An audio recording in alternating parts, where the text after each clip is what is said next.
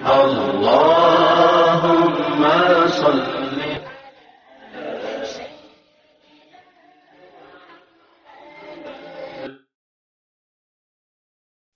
अस्सलाम वालेकुम। कैसे हैं आप सब?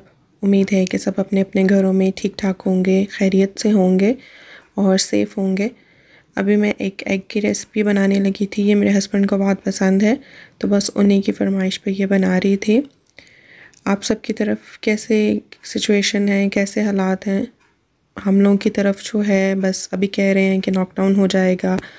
लॉकडाउन मतलब ये होता है कि हम लोगों को बिला ज़रूरत घर से बाहर नहीं निकलने देंगे। स्कूल कॉलेजेस वगैरह तो बंद हैं, लेकिन अभी ये है कि अगर ग्रॉसरी करनी होती है या फिर कोई और अगर काम है तो बाहर जाते हैं, लेकिन बिला ज़रूरत जो है वो बाहर नहीं निकल रहे हैं। यहाँ पे सब कुछ तकरीबन ऑलमोस्ट बंद है। कॉलेजेस बंद हैं, स्कूल बंद हैं और भी जो बहुत इम्पॉर्टेंट शॉप्स हैं वो बंद हैं। इसके अलावा बहुत से जो मेन होटल्स हैं वो उन्होंने बंद कर दिए हैं। बहुत कुछ यहाँ पे बंद कर दिया है। तो बिल्कुल बाहर ऐसे ही होता है जैसे बिल्कुल सुनसान है। और पहले ये जो कंट्री है ये बिल्कुल बहुत क्वाइट सी थी, तो आजकल तो बहुत ही और भी ज़्यादा खामोश सी हो गई है। तो बस अल्लाह ताला से दुआ कर रहे हैं कि अल्लाह ताला ये बुरा वक़्त जो है जल्दी से ख़त्म हो जाए। तो इंशाल्लाह हिम्मत रखनी है हम सब ने, और जो जो भी है इस वक़्त से गुज़र रहे हैं हम सब मिल के गुज़र रहे हैं, और सब ने मिल के एक दूसरे की मदद करके इस वक़्त से गुज़रना है। प्लीज़ जो लोग ग्रॉसरी कर रहे हैं, जो लोग बाहर जाते हैं, हमें पता है कि हो सकता है कि ये वक़्त जो है पता नहीं कब तक ख़त्म हो, लेकिन उम्मीद है कि इंशाल्लाह जो वक़्त आता है वो ख़त्म हो जाता है। ये वक़्त भी गुज़र जाएगा, लेकिन हम सब जो है वो एक दूसरे का एहसास करें। अगर ग्रॉसरी करने जाते हैं तो ये ना सोचें कि ये सब चीज़ें जो हैं ये हमने अपने घर ले जानी है। थोड़ा सा एहसास दूसरे के लिए भी करें कि कुछ चीज़ें जो हैं वो हो सकता है इनकी हमें ज़रूरत है तो बाकियों को भी ज़रूरत है। तो बस एक दूसरे का एहसास करके चलें, और हम आज एक दूसरे का एहसास करेंगे तो जो हम 70 माओं से भी ज़्यादा प्यार करने वाला अल्लाह है वो हमारा एहसास ज़रूर करेगा इंशाल्लाह, और ये वक़्त जो है ये ख़त्म हो जाएगा। तो अभी मैंने इसमें एग्स शामिल किए हैं, और एग शामिल करने के बाद मैंने उनको मिक्स नहीं किया इतना ज़्यादा, क्योंकि वो फिर बिल्कुल टूट जाने थे। तो इसको मैंने इसी स्टेज पे थोड़ा सा बस हल्का सा हिलाया था ताकि जो एग हैं वो नीचे लगे नहीं। और ये कुछ कपड़े हैं, ये पाकिस्तान से मेरी अम्मी ने मेरे लिए भेजे थे, तो मैंने सोचा कि मैं आप लोगों के साथ शेयर करूं। ये सूट जो है ये सेलेटेक्स से लिया था। बहुत अच्छा इसका मटेरियल है, बहुत प्यारा सा सूट है। और ये मेरी अम्मी ने सिलवा के भेजे हैं मुझे सूट, क्योंकि यहाँ पे आयरलैंड में बहुत मुश्किल है इस तरह के कपड़े वगैरह लेना। और मिलते हैं, फ़्यू हैं जो बिज़नेस कर रहे हैं, लेकिन हम मैं ज़्यादा कोशिश यही करती हूँ कि मैं अम्मी से मंगवा लेती हूँ कह के। तो बस अगर कोई आ रहा होता है या पार्सल वगैरह इस तरह वो मुझे भिजवा देती हैं। ये सेकंड सूट है और ये भी सेलेटेक्स से ही लिया था। और इस सूट की शर्ट और इसकी कढ़ाई जो है वो मुझे बहुत पसंद आई थी। ये इसका दुपट्टा था और ये इसकी कमीज़ है।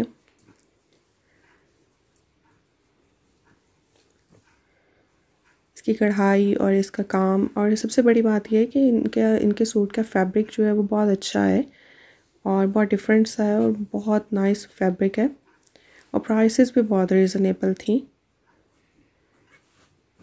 तो बस ये इसका शर्ट था, ये सारा शर्ट के ऊपर कढ़ाई की हुई है, सारा काम किया हुआ है, और ये नीचे पैच वर्क था।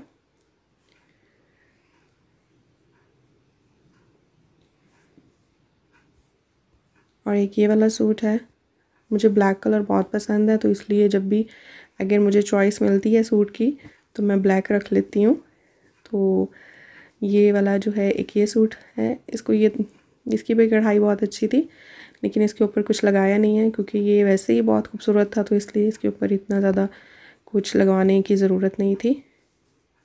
और बहुत सारे सूट्स जो हैं उनके ट्राउज़र जो हैं वो प्लेन ही हैं, क्योंकि नमाज़ पढ़नी होती है और फिर प्रॉब्लम होती है, तो इसलिए ट्राउज़र जो हैं वो इतने ज़्यादा फैंसी नहीं बनवाए। ये इसकी बैक है, बैक प्लेन है लेकिन अच्छी बनी हुई है।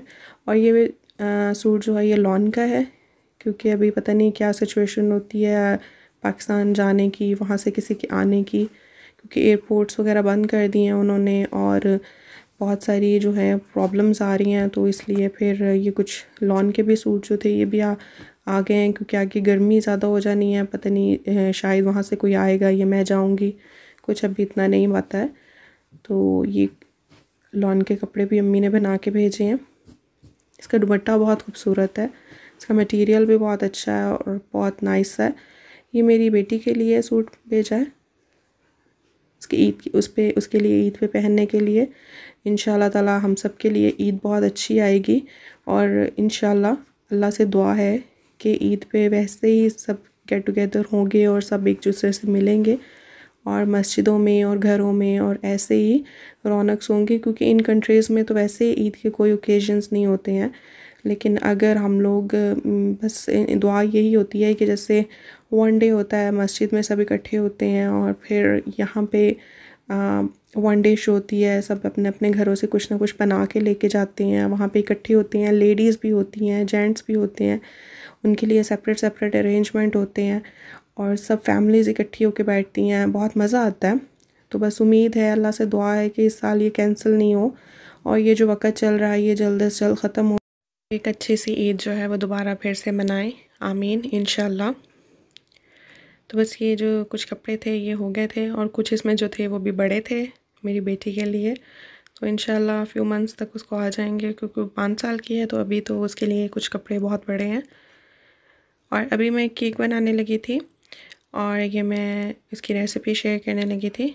तो ये मैंने 150 ग्राम जो है वो फ्लावर लिया है, कोई सा भी plane flower, all purpose flower, plane flower कोई सा भी आप ले सकते हैं। तो मैंने ये वो लिया है और ये मेरी बेटी जो है वो हेल्प करना चाह रही है और मैंने प्लेन फ्लावर के साथ इसमें 25 ग्राम जो है वो मैंने कॉर्नफ्लावर ऐड किया है और 1 टेबलस्पून जो है वो बेकिंग पाउडर जो है वो मैंने इसमें ऐड किया है। और ऐड करने के बाद इसको 3 to 4 टाइम्स जो है वो मैं इसको छानूँगी और अच्छा कोई भी केक अच्छा जो होता है वो बनाने के लिए उसको 3-4 टाइम्स जो है वो छानना चाहिए, तो वो बहुत अच्छा बनता है। और ये जैसे इसमें गुठलियाँ वगैरह थी तो वो निकल जाएंगी। तो इसको 3-4 टाइम छानने के बाद फिर उसके बाद हम अगला प्रोसीजर जो है वो करेंगे। और बच्चे जो हैं वो बहुत खुश होते हैं जब इस तरह की कोई भी कुकिंग वगैरह हम करते हैं, तो बच्चे बहुत हैप्पी होते हैं कि हम हेल्प करवाएं। और इसमें अब 4 एग्स जो हैं वो लिए हैं और लेने के बाद अब इसको बीट करूँगी। और एज़ यूजुअल मेरी बेटी जो है वो हेल्प करना चाह रही है। इसको अच्छे तरीके से बीट करेंगे, इसको इतना ज़्यादा बीट करना है कि बिल्कुल वाइट सा क्रीमी सा इसका जो है वो टेक्सचर हो जाए। और जब हम इस तरह के काम करते हैं तो हम बच्चों को इनकार नहीं हमें करना चाहिए, उनको अपनी इंस्ट्रक्शंस के साथ करवाएं, अपने साथ खड़े होकर करवाएं। तो बच्चे जो हैं वो काम ख़राब तो नहीं करेंगे, लेकिन अच्छा है, क्योंकि आप मना करोगे तो बच्चे का इंटरेस्ट डेवलप नहीं होता है। तो बच्चों को थोड़ा थोड़ा जो है वो अगर वो करना चाहते हैं तो उनको साथ ज़रूर करवाना चाहिए। तो बेबी वो कह रही थी कि उसने मिक्सिंग करनी है, तो मैंने कहा कि आप कर लो मिक्सिंग और मैं पकड़ लेती हूँ। तो मैंने बोल को पकड़ लिया और वो मिक्सिंग कर रही है।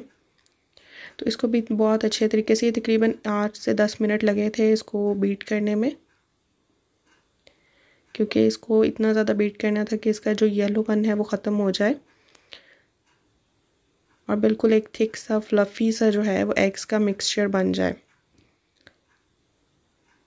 तो अभी मैं कंटिन्यूसली जो है इसको बीट कर रही हूँ।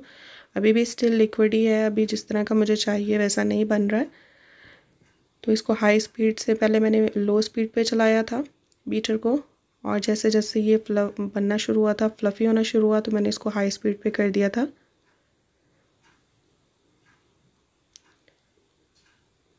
और ये बिल्कुल वाइट सा जो है थिक सा, ये सिर्फ एग्स हैं, इनको मैंने इतना बीट किया है कि बिल्कुल वाइट सा जो है एक फ्लफ़ी सा मिक्सचर रेडी हो गया है।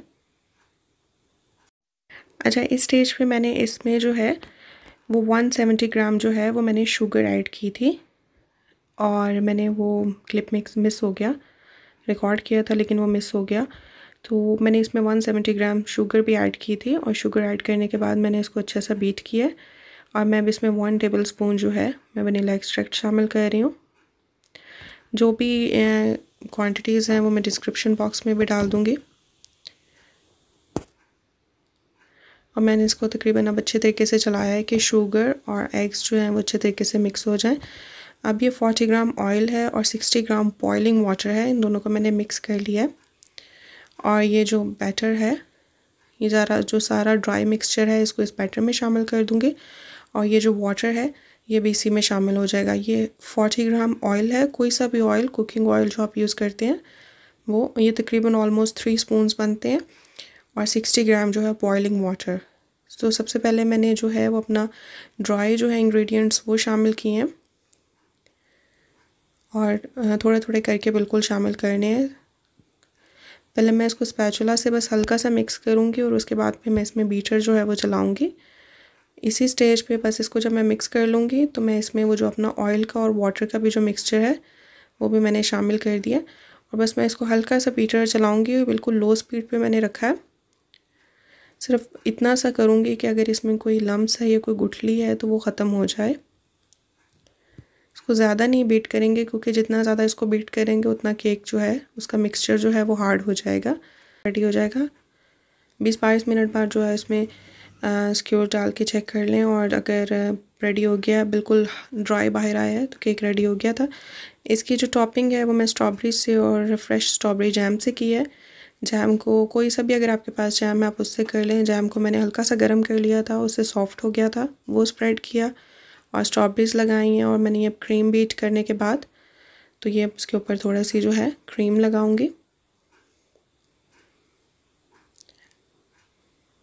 बहुत सारे हेल्पर हैं, मेरे हस्बैंड जो हैं वो हेल्प करने आ गए।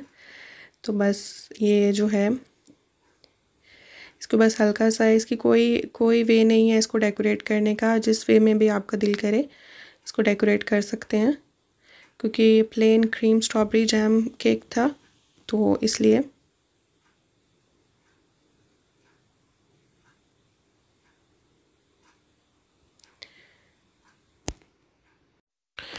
उम्मीद है कि आज की रेसिपी आपको अच्छी लगी होगी। पसंद आई हो तो प्लीज़ लाइक कीजिएगा, शेयर कीजिएगा और सब्सक्राइब कीजिएगा। और अपनी दुआ में याद रखिएगा। अल्लाह ताला सबको अपने हिफ्ज़-ओ-अमान में रखे। अल्लाह हाफ़िज़।